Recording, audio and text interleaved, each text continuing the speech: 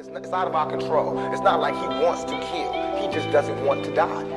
You know what I'm saying? It's that situation when we are living in a war zone. I feel like I can represent my generation so much because I honestly did not care whether I lived or died. But now, I cannot die. I can't leave until this shit's straight.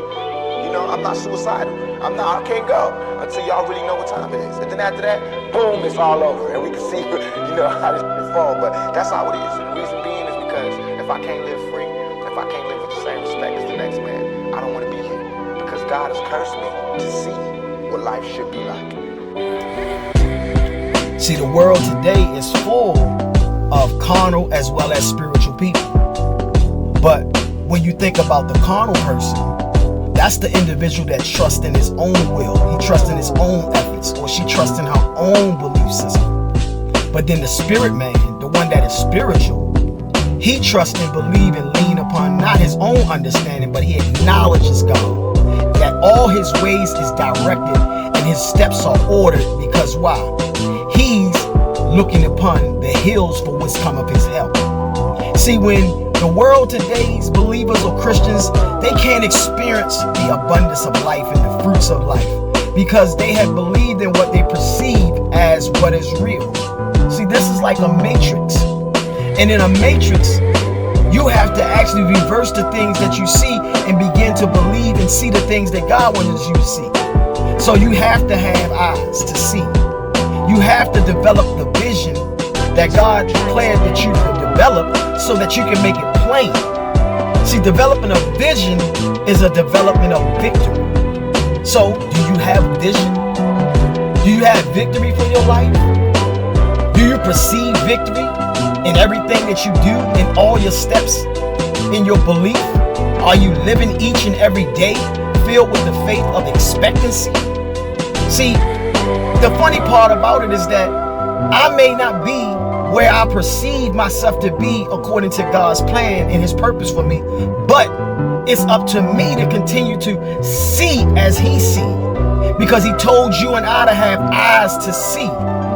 And so you have to develop the mindset. You have to develop that third eye. You have to develop an eye that is single, because the word tells us that let thy eye be single. And when your eye is single, then you can perceive what God told you to perceive. That's the truth way you are believers. So God wants you to do one thing, and that is to have a new life today that you can begin to believe in yesterday like no other person before. Yesterday was the promises of God. The future is the fruition that will manifest if you truly believe and perceive it, because you hold the vision for victory. In the book of Jeremiah 29:11, we understand that God said that what? My plans are not yours and my ways are not yours. So my plans are not for you to develop or even experience evil. That's what the word told us. So you have to understand that God has a future for you. God has a hope for you. His plans for you is that you begin to prosper. His plans for you is that you begin, regardless of what it is that you're going through, regardless of what you believe and what you perceive, his plans is for you to have a happy ending, have a godly good. His plans is for you to prosper, to begin to grow and think in him that you can begin to manifest godly success.